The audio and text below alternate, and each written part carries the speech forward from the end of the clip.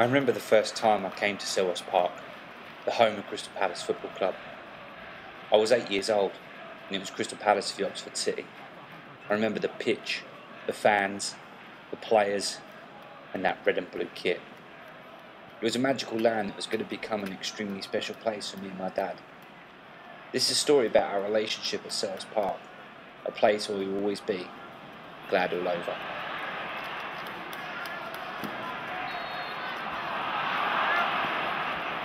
Liverpool was the team, the Manchester United back in the day. They were the team that won everything. They were always getting into Europe. They won the league. They was always winning the FA Cup, and they were the team to support.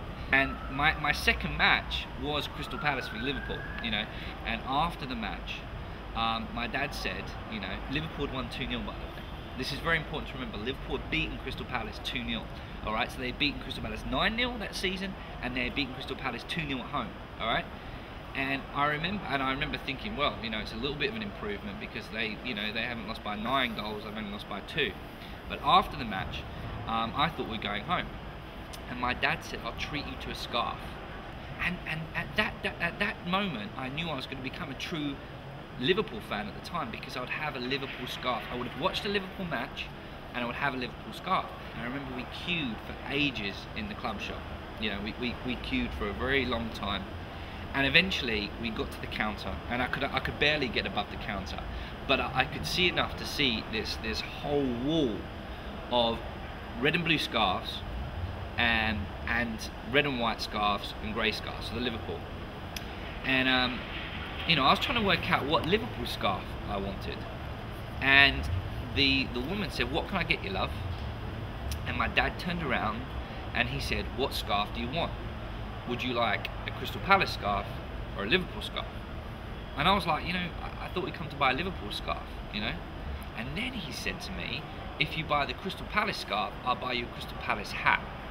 All right? I remember thinking, and this is quite good for a 9-year-old, I've seen 2 Crystal Palace matches now.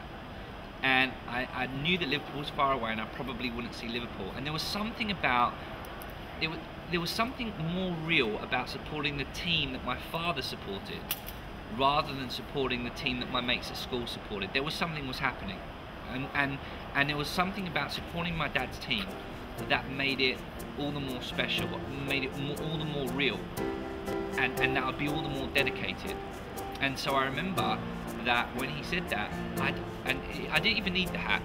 I said Crystal Palace with excitement. I was like, it was like I am a Crystal Palace fan.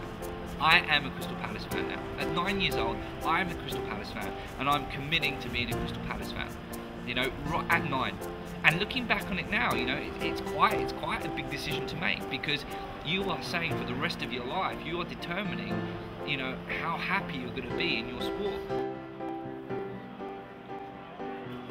Over the next 15 years, I became a devoted Crystal Palace supporter. With regular season tickets, I often went to Selhurst Park with my dad. I experienced the many ups and downs in football and quickly learned that you have to take the good with the bad.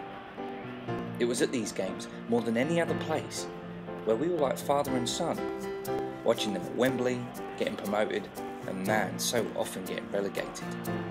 I loved them. They were like my religion, and Selhurst Park was like the church where we came to worship.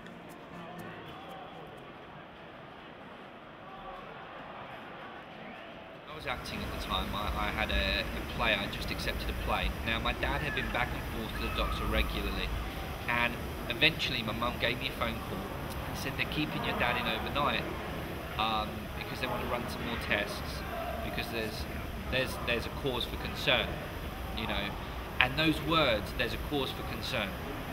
As soon as my mum said that, I knew, and she knew, and probably my dad knew, and the doctors knew that cause for concern was cancer.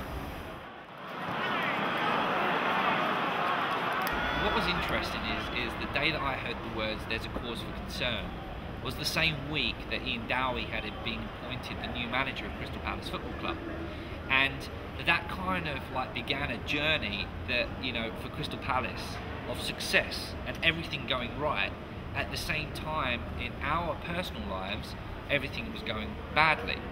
And he actually got to the stage where, you know, there's some great, we've got pictures of him, you know, there's these wonderful pictures of him with the earphones on, okay, and he's got the radio trying to find the best signal in the hospital. And no one disturbs him, 3 till 5. He actually told us not to come in and visit him 3 till 5. And we still did. And we had to sit on the bedside waiting for him to finish the match. You know, it was the only thing that was going right. It was the only thing he looked forward to during that horrible time was those Saturdays, you know? Saturdays or a Tuesday evening when Palace were playing. And he could just, in peace, just listen to that radio. And what was wonderful is it wasn't an unpleasant experience because they were winning.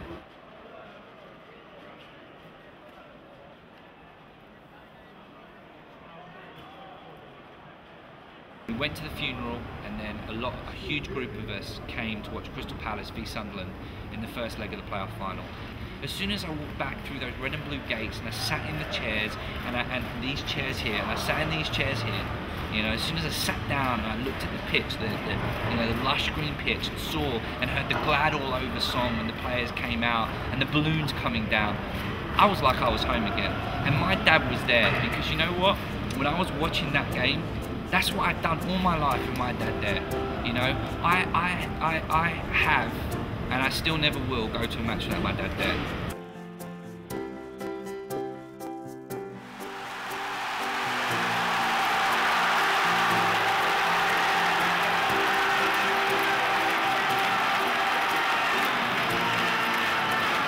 It doesn't bother me that my dad missed the final match. He knew they were going to win promotion.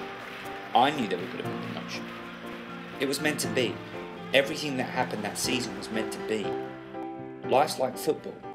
You have to take the good times and the bad, the ups, and with the Palace, there's so many downs.